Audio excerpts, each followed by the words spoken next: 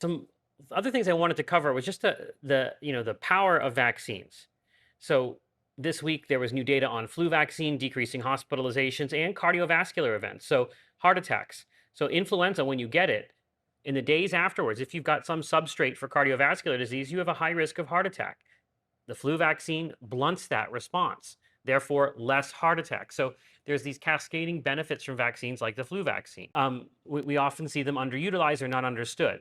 Other vaccines that have been in the news this week, RSV, really underutilized in high risk populations, especially the elderly, where RSV on a pound for pound basis is very similar to influenza, underutilized, even though there are three different RSV vaccines out there. HPV vaccine, which is basically the hero of the vaccines, one of the strongest vaccines in terms of efficacy against cervical cancer, continuing to show strong cancer protection, durable, strong cancer protection, changing the whole face of cervical cancer. I kind of alluded to the fact that there's a beneficial study that's kind of pending at CDC, but when you look at, for example, myocarditis risks, those are something from the earlier part of the pandemic with a different version of the virus, a different version of the vaccine, when there wasn't immunity in the population. It's not really an issue now. But even when you look at things that are even more sensitive than myocarditis, like troponin, which is a cardiac protein, the number of individuals in that high risk group of adolescent to young adult males who get elevation of troponin, very, very, very small, telling you that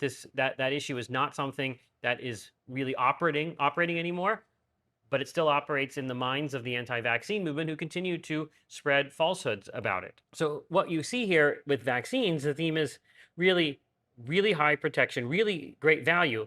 And I think that's something that's missed by a lot of people, that they don't understand how valuable of a technology vaccines are for living your life in a world in which there's lots of infectious disease threats.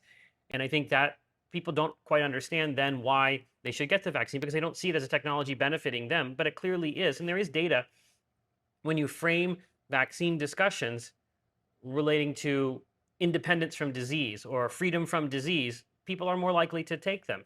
And I think that's something that people should learn to do. I've always talked about vaccines as a great piece of technology that allows you to navigate a world with infectious disease. But I don't know that I'm the only, that's a common way to frame it, but that's how I clearly see it.